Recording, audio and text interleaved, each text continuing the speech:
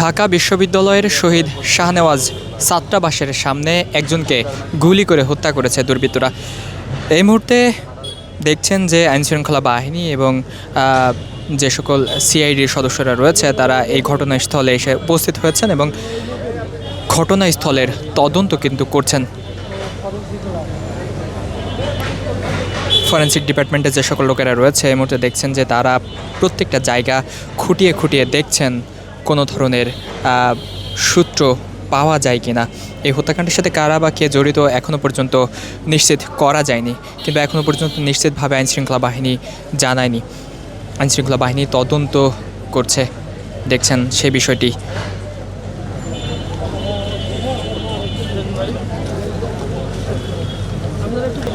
আনুমানিক 7:50 নাগাদ এই ঘটনা ঘটেছে ঢাকা বিশ্ববিদ্যালয়ের শহীদ শাহনেওয়াজ ছাত্রাবাসের সামনে, অর্থাৎ নিউ মার্কেটের যে বটতলা রয়েছে ঠিক সেই বটতলা প্রাঙ্গণেই এই ঘটনাটি ঘটেছে।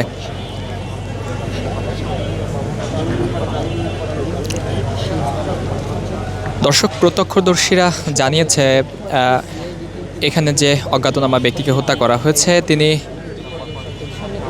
এই নিউ মার্কেট এলাকায় অর্থাৎ শহীদ শাহনেওয়াজ ছাত্রাবাসের সামনে অবস্থান করছিলেন এবং বাইকে করে কয়েকজন দুর্বৃত্ত এসেছিল মাস্ক পরিহিত অবস্থায় এবং বাইক থেকেই তাকে গুলি করা হয়। 9 রাউন্ড গুলি কিন্তু তাকে করা হয়েছে এবং গুলি কিন্তু তার মাথায় এবং শরীরের বিভিন্ন স্থানে লেগেছিল। তার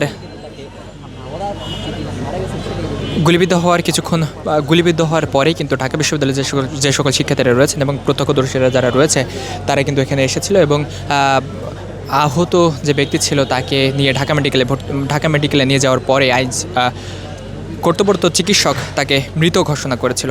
এবং দেখছেন ঠিক এই মুহূর্তে এই জায়গাটিতে ফরেনসিক ডিপার্টমেন্টের যে সকল লোকেরা রয়েছে এবং আইনশৃঙ্খলা বাহিনী তারা কিন্তু এই হত্যাকাণ্ডের সাথে জড়িত সূত্র খোঁজার চেষ্টা করছে।